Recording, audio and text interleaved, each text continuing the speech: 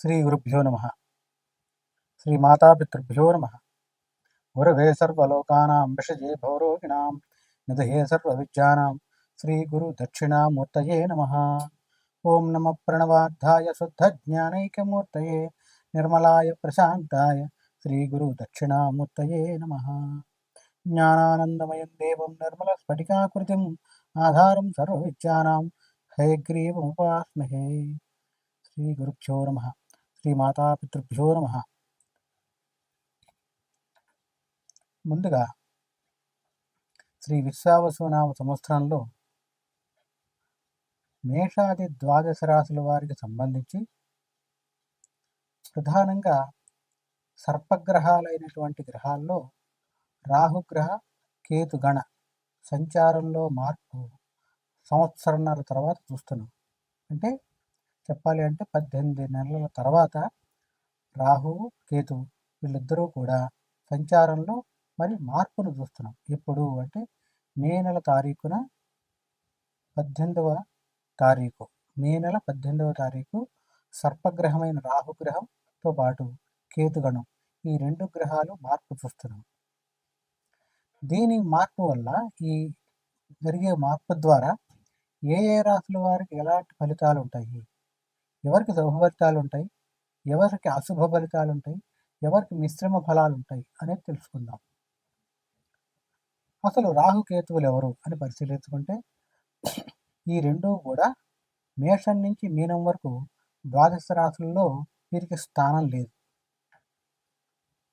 ఏ రాశిలో ఉంటే ఆ రాశి నుంచి ఇచ్చే ఫలితంతో పాటుగా వీటికి కొన్ని గ్రహాలతో మిత్రత్వం, కొన్ని గ్రహాలతో శత్రుత్వం కూడా ఉంది. ఆ రకంగా సర్పగ్రహాలైనటువంటి ఈ రెండూ కూడా జీవుణ్ణి లేదా జాతకుణ్ణి బాధ పెడుతూ ఉంటాయి. ఇవి ఎందుకు పడతాయి దోషంలో అంటే మనం చేసుకున్న పురాకృత కర్మ అంటాం. అంటే ప్రారబ్ధ కర్మ ద్వారానే ఈ యొక్క రాహుగ్రహ కేతుగణ దోషంలో ఉండటం అనేది జరుగుతుంది. సరే, దోషంలో ఉన్నాయి, దోషం పోవాలంటే ఏం చేయాలి అనేది కూడా చెప్తాను. ఇక్కడ ప్రధానంగా గోచారం, ఇప్పుడు జరిగేటువంటిది గోచారం. అంటే ఈ మే నెల 18వ తారీఖు నాడు గోచార రీత్యా రాహు మీనరాశిలో ఉన్నటువంటి రాహువు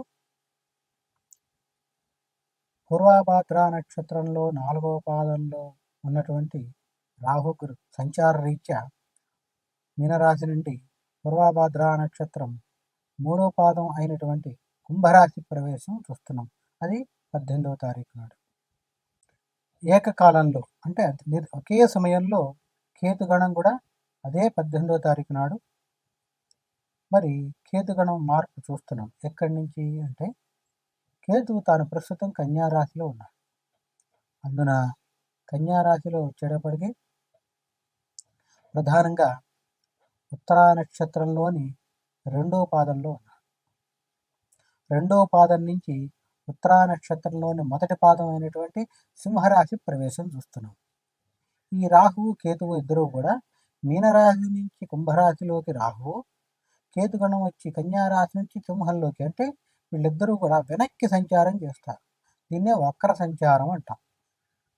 సంచారంలో మొత్తం 7 గ్రహాలు కూడా ఋతు మార్గంలో ముందరకు వెళ్తూ ఉంటే ఈ 2 గ్రహాలు వెనక్కి వక్ర మార్గంలో సంచారం చేస్తాయి.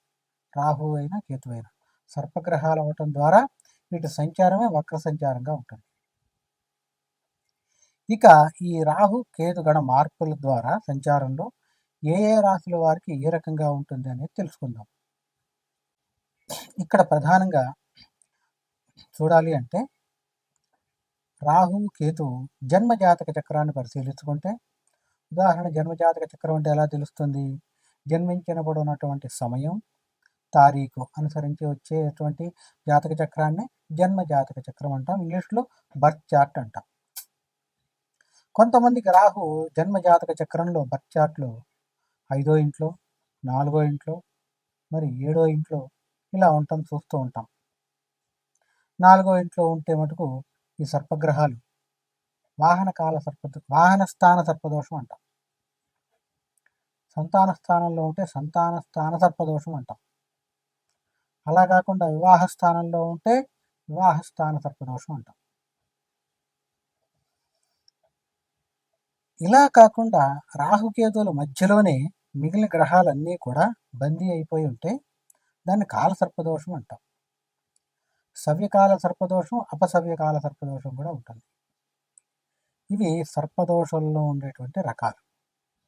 సరే, ఏ దోషం ఎలా ఉన్నా ఏం చేస్తే విరుగుడు అనేది నేను ఈ వీడియో చివరిలో చెప్తా. అంటే ఏ రకంగా చేస్తే ఏ రాశి వారికి పరిహారం బాగుంటుంది అనేది నేను చివరిలో చెప్తాను.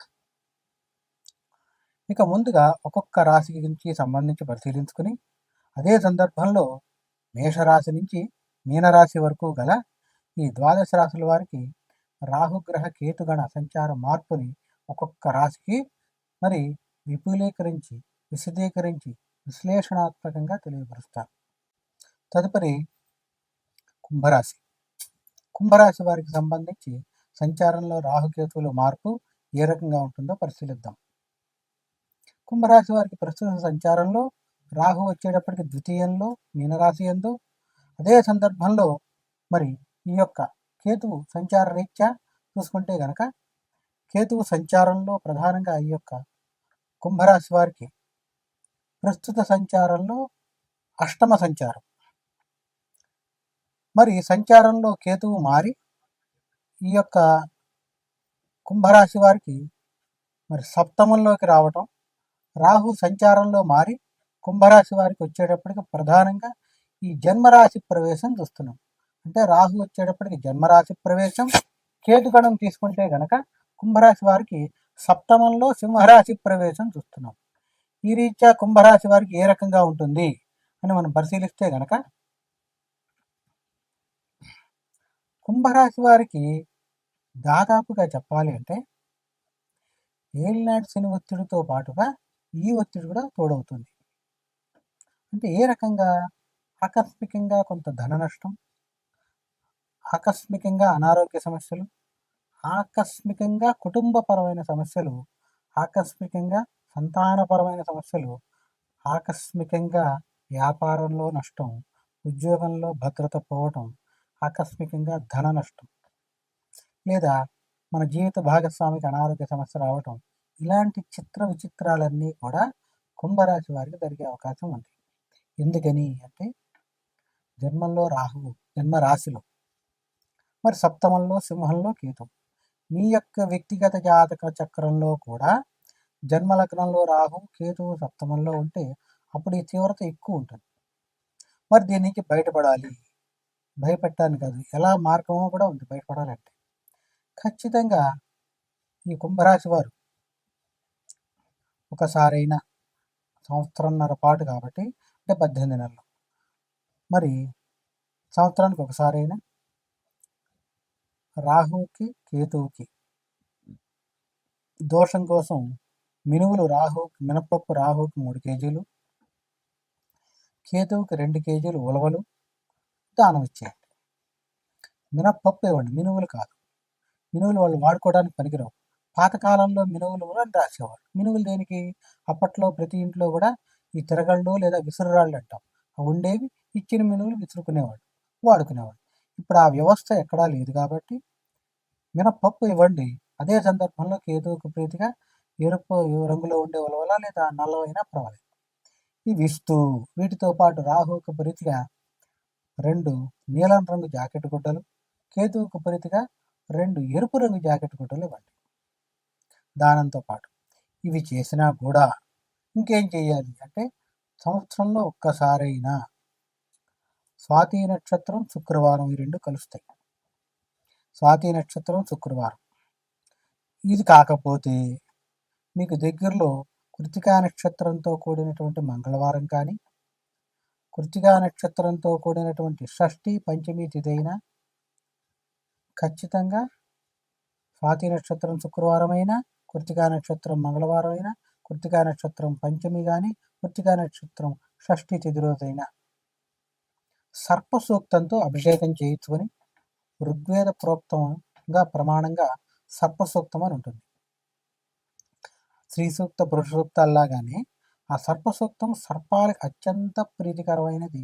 అదే సందర్భంలో సుబ్రహ్మణ్య స్వామికి చాలా ప్రీతికరమైనటువంటి ఈ ఈ ఎక్కడ చేయాలి ఈ అభిషేకం అంటే మీ ఇంట్లోనే చేసుకోవచ్చు. ఈశ్వరుడికి లేని పక్షంలో 5 తలలున్న సుబ్రహ్మణ్య స్వామికైనా అభిషేకం చేయించి తీర్థం తీసుకోండి. లేని పక్షంలో దగ్గరలో ఉన్న శివాలయంలో అయినా చేయించుకొని తీసుకోండి. అభిషేకం అంటే ఏం అభిషేకం అంటే సర్పసూక్తాన్ని అభిషేకంగా చేయించుకొని తీర్థంగా తీసుకోండి. అప్పుడు ఇలా చేయడం ద్వారా మూడవది పొట్లకాయ ఈ 18 నెలల పాటు తినటం మానేయండి. మరీ ముఖ్యంగా మంగళవారం తినకండి.